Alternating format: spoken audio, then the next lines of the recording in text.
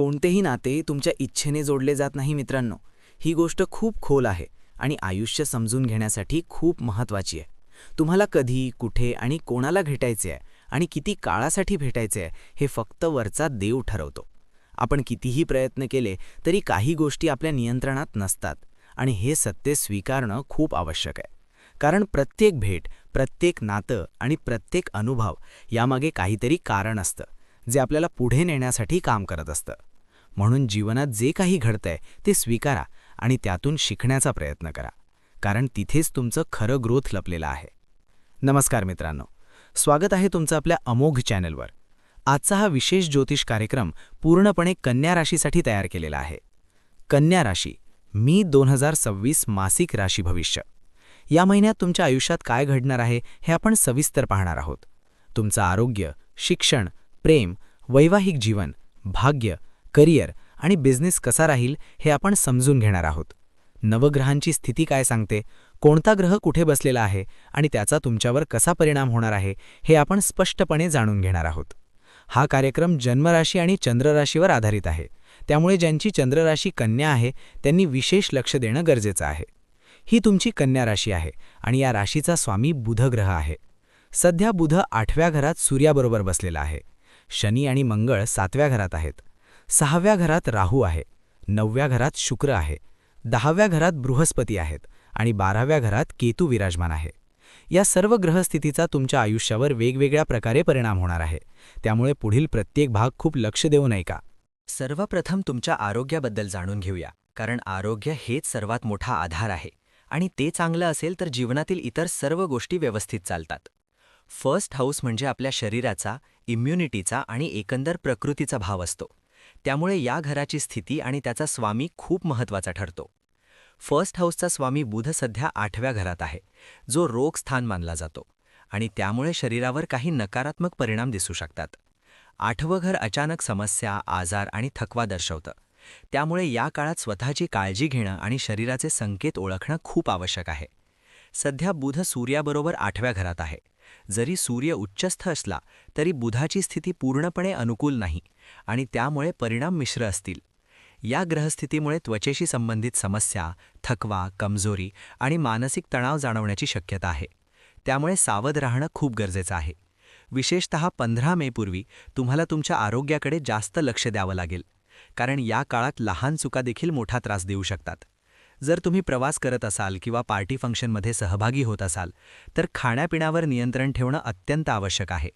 बाहेरचं अन्न किंवा अनियमित आहार घेतल्यास डोकेदुखी, पोटाचे त्रास किंवा स्किन इन्फेक्शन होण्याची शक्यता वाढते. त्यामुळे या काळात साधा, स्वच्छ आणि संतुलित आहार घेणं तुमच्यासाठी फायदेशीर ठरेल आणि आरोग्य स्थिर ठेवण्यास मदत करेल.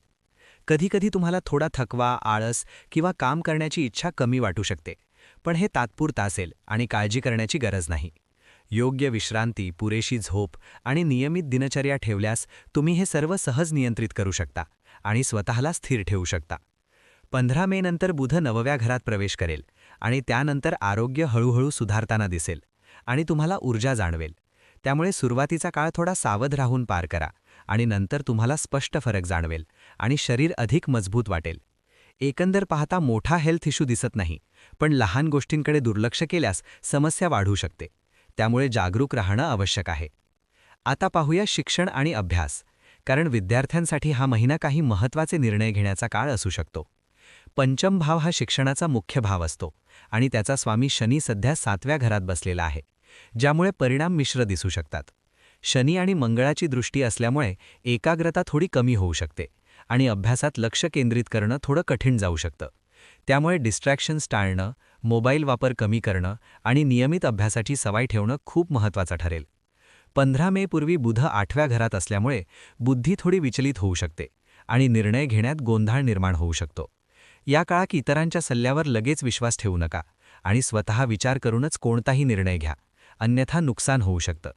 जर तुम्ही ॲडमिशन, कोचिंग किंवा कोणताही बदल करण्याचा विचार करत असाल तर 15 मे नंतरचा काळ जास्त योग्य ठरेल, कारण 15 मे नंतर बुध 9व्या घरात जाईल आणि तुमची विचारशक्ती, निर्णय क्षमता आणि एकाग्रता सुधारेल. त्या काळात घेतलेले निर्णय जास्त अचूक आणि फायदेशीर ठरतील. त्यामुळे थोडा संयम ठेवणं खूप आवश्यक आहे. सूर्याची स्थिती मजबूत असल्यामुळे गव्हर्नमेंट एक्झामसाठी देखील हा महिना चांगला आहे, पण योग्य वेळ निवडणं महत्त्वाचं आहे. विशेषतः 15 मे नंतर तुम्हाला अभ्यासात जास्त स्पष्टता मिळेल आणि विषय समजून घेणं सोपं जाईल, ज्यामुळे तुमचा आत्मविश्वास वाढेल, तुमचा फोकस वाढेल आणि तुम्ही जे काही शिकाल ते लक्षात राहण्याची क्षमता देखील वाढेल. त्यामुळे परिणाम चांगले मिळू शकतात. जर तुम्ही सातत्याने मेहनत घेतली आणि योग्य वेळ ओळखून प्रयत्न केले तर यश मिळण्याची शक्यता खूप जास्त आहे. हा महिना विद्यार्थ्यांसाठी संधी घेऊन आला आहे, पण योग्य वेळ आणि योग्य दिशा निवडणं खूप महत्त्वाचं आहे. त्यामुळे घाई करू नका, संयम ठेवा आणि योग्य वेळ आल्यावर पूर्ण ताकदीने पुढे जा. यश तुमच्याकडेच येईल. आता पाहूया प्रेमजीवन. पंचम भाव हा प्रेमाचा भाव असतो. पंचमेश शनी मंगळासोबत 7व्या घरात बसलेले आहेत, त्यामुळे या महिन्यात काही गैरसमज होण्याची शक्यता आहे. शनी आणि मंगळ दोघांची दृष्टी पहिल्या घरावर असल्यामुळे तुमच्यात राग, घाई आणि संयमाचा अभाव दिसू शकतो. त्यामुळे तुम्ही घाईघाईत काही बोलू शकता, जे नात्यात समस्या निर्माण करू शकतं. जुन्या गोष्टी पुन्हा काढल्यामुळे नातं बिघडू शकतं. विशेषतः 10 ते 11 मे पूर्वी सावध राहा, कारण तोपर्यंत शनी मंगळ ही ती सक्रिय आहे. या काळात स्वतःवर नियंत्रण ठेवणं खूप महत्त्वाचं आहे. पण 10 ते 11 मे नंतर परिस्थिती सुधारेल आणि नात्यातील तणाव कमी होईल. पुन्हा संवाद सुरू होऊ शकतो आणि नातं सुधारू शकतं. आता पाहूया वैवाहिक जीवन. 7वं घर वैवाहिक जीवनाचं असतं. सप्तमेश बृहस्पती 10व्या घरात आहेत, पण 7व्या घरात शनी आणि मंगळ आहेत, त्यामुळे आक्रमकता वाढू शकते. दोघांमध्ये राग वाढू शकतो.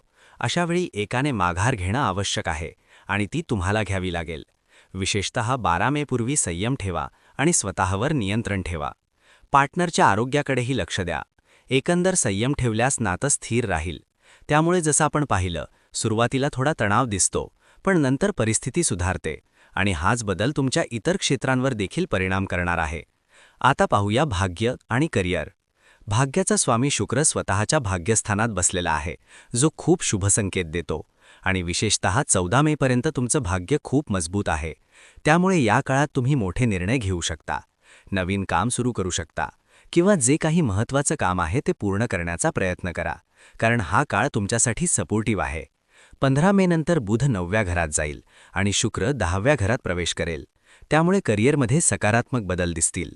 तुमचा फोकस वाढेल, आत्मविश्वास वाढेल आणि काम करण्याची क्षमता सुधारेल. तुम्हाला नवीन संधी मिळू शकतात. काही लोकांसाठी कामानिमित्त प्रवास होऊ शकतो आणि नवीन लोकांशी संपर्क वाढू शकतो. बृहस्पती 10व्या घरात असल्यामुळे तुमची प्रतिष्ठा वाढेल, तुमच्या कामाचं कौतुक होऊ शकतं आणि तुम्हाला रेकग्निशन मिळू शकतं. आता पाहूया बिझनेस. कारण व्यवसाय करणाऱ्यांसाठी हा महिना थोडा मिश्र राहू शकतो. शनी मंगळ युती आणि 8व्या घरातील बुध यामुळे महिन्याचा मध्यभाग थोडा कठीण जाऊ शकतो. त्यामुळे मोठे निर्णय घेणं टाळा आणि थोडा संयम ठेवा. महिन्याच्या शेवटी परिस्थिती सुधारेल, त्यामुळे सातत्य ठेवा. आता उपाय. बुध मंत्र ओम ब्राम ब्रीम ब्रौम सह बुधाय नमः जपा. दररोज गणपतीची पूजा करा, गायीची सेवा करा. शनी मंत्र ओम प्राम प्रीम प्रौम सह शनैश्चराय नमः जपा आणि दररोज हनुमान चालीसा वाचा. व्हिडिओ आवडला असेल तर लाईक करा, शेअर करा आणि अमोघ चॅनलसोबत जोडलेले रहा. हर हर महादेव.